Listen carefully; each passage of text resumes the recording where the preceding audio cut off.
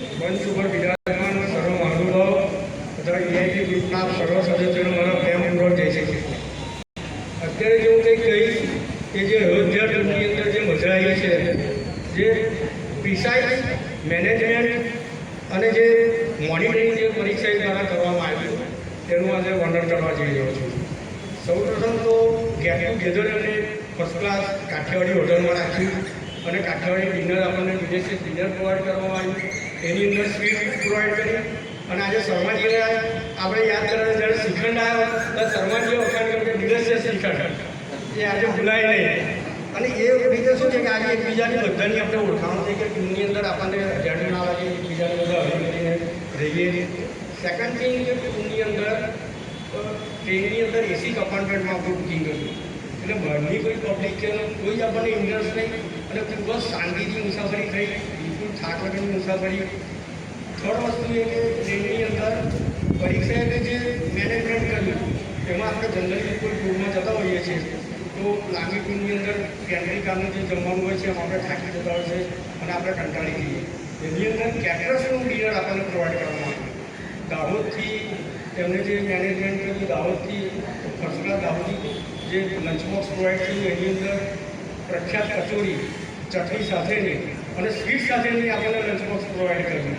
મોરઓવર રાત્રે પણ ટ્રેનની અંદર નીલમભાઈ જોડે વાતચીત થઈ હતી. નીલમભાઈને અંદર જે ઢેવરા હતા ને કે તમારે ખવાય નહીં ને ખોટી પડશે એટલે ઉગશે ને એટલા ઢેવરા એ સવારે પણ એ નાસ્તાની અંદર ઢેવરા ચાલે એટલે સહેજ તકલીફ નહીં. મોરઓવર જે મેનેજમેન્ટ એટલું પ્રિસાઇઝ મેનેજમેન્ટ સાહેબનું, એમાં વસંતભાઈ અને નીલેશભાઈનો પણ સાહેબને બહુ સપોર્ટ કે આગલે દિવસે કેટરર્સને વારાણસી મોકલી આપવામાં આવેલા. એટલે આપણે જ્યારે વારાણસી પહોંચીએ એટલે સહેજ પણ તકલીફ ના પડે અને સમયનો બચાવ થાય.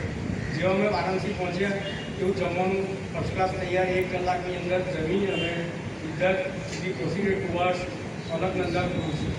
જે અલકનંદાની અંદર આપણે જે ગયા એની અંદર મોદી સાહેબે જે મુસાફરી કરેલી, જ્યારે વારાણસીની અંદર કોરિડોરનું ઉદ્ઘાટન જ્યારે કરવામાં આવ્યું ત્યારે નરેન્દ્ર મોદી સાહેબે આ ક્રૂઝની અંદર મુસાફરી કરેલી અને બધા ઘાટ મોદી સાહેબ એ ક્રૂઝની અંદર સાહેબે આપણને મુસાફરી કરાવી. એટલે કેટલું ભવ્ય ઉપરથી ટેરેસ ઉપરથી 84 ઘાટના દર્શન. જ્યારે હું ક્રૂઝની અંદર હતો ત્યારે મારા મોટાભાઈનો મારી પર ફોન આવ્યો સાહેબ એ વખતે કે અંદર કે તું એ વખતે હરિશ્ચંદ્ર ઘાટનું ખાસ કહે છે કે હરિશ્ચંદ્ર ઘાટ કયો ક્રૂઝનો સ્ટાફ પણ એટલો સરસ કે મેં ક્રૂઝના સ્ટાફને કહ્યું કે મને મોદી સાહેબે જે કોરિડોરનું ઉદ્ઘાટન કર્યું હતું એ મોરઓવર નમો ઘાટ, દશાશ્વમેધ ઘાટ અને જે મેન ઘાટનું તમે અમને ક્રૂઝના સ્ટાફે બધા ઘાટનું આપણને એમને વર્ણન કર્યું કે જો આજે હરિશ્ચંદ્ર ઘાટ આ અને બધા ઘાટની આરતી શાંતિથી થઈ ગઈ. નિયરલી અમે ક્રૂઝની અંદર 2 કલાક જેવું ફર્યા અને ખૂબ જ આનંદ લીધો. ઉપરનો જે બ્રિજ, ત્યાંથી બ્રિજ નીચેથી જે ક્રોસ થયું એ ક્રૂઝની અંદર ખરેખર ભવ્ય આનંદ આવ્યો. 2 કલાક એટલે જેવો તેવો સમય ના કહેવાય. ત્યાર પછી જે કેટરર્સનું તમને કહું કે કેટરર્સની અંદર જે 7 દિવસ આપણે રહ્યા, 7 દિવસ જે અમે રહ્યા કેટરર્સની અંદર બધું કેટરર્સનું ડિલિશિયસ પ્રોવાઈડ કરવામાં આવ્યું. સવારે નાસ્તા પણ અલગ અલગ ડીશની અંદર કાયમ એક સ્વીટ હોય જ અને એટલું ફર્સ્ટ ક્લાસ એનું મેનેજમેન્ટ હતું કેટરર્સનું કે આપણે આગ્રહ કર્યું જમાડે એના તમે જમો. સેકન્ડ થિંગ મેનેજમેન્ટમાં સાહેબ એવું હતું કે જ્યારે આવી આગલે દિવસે મેસેજ હતો આપણા ગ્રુપની અંદર કે ગેસની તકલીફ પડી શકે એવું છે કે કારણ કે યુપીની અંદર વગેરે ગેસની શોર્ટેજ લોકોને કારણે થઈ ગઈ. પણ સાહેબે એમની કોઠાસૂદથી 5,000 રૂપિયા ઓન આપીને ગેસના સિલિન્ડર બુક કરાયા હતા. એટલે આપણને ખબર ના પડે કે તકલીફ કશી પડી નથી. ગોલ્ડ ટૂરના સાથે 7 દિવસ શાંતિથી કેટરર્સનું ડિલિશિયસ જમવાનું આપણને પ્રોવાઈડ થયું છે. એ હવે આટલું પ્રિસાઇઝ મેનેજમેન્ટ એ બધું એમને સેટ કરી દીધું કે આપણને ખબર કારણ કે ગેસની તકલીફ બધી હતી જ પણ આ બધું એમનું મેનેજમેન્ટ હતું. થર્ડ કે જે ટ્રાન્સપોર્ટેશનની અંદર જેવા વારાણસી થયા એવું 2x2 જે ટેમ્પો આગળ એસી મોરઓવર નોટ ઓનલી જે એસી બસ એ આપણે ટોટલ આપણે 34 અને કેટરર્સ સાથે માનો કે 40 જેટલા હતા પણ બસ 56ની હતી.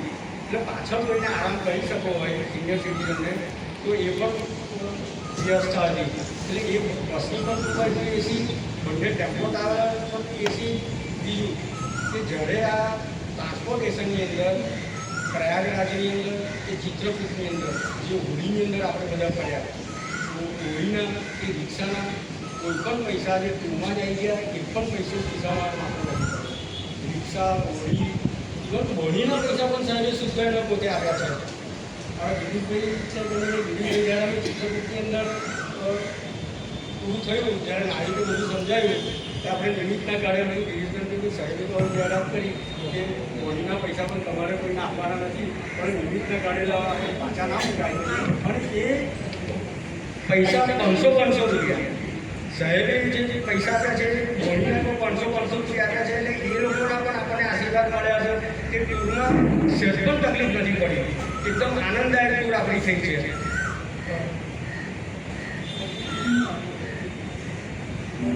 અલગનંદા ક્રુઝની અંદર જે 700 રૂપિયા જે ખરેખર આખા એજન્ડામાં હતું નહીં અલગનંદા ક્રુઝ, પરંતુ સાહેબે ટ્રાન્સપોર્ટેશનવાળા જોડે અને હોટલ એકોમોડેશન જોડે બાર્ગેનિંગ કરીને આપણને અલગનંદા ક્રુઝની અંદર આપણે મુસાફરી કરાવી અને આપણે એ માટે ખૂબ જ ભાગ્યશાળી ગણીએ કે અરબી ક્રુઝ આપણને વારંવાર આવી મુસાફરી થાય નહીં.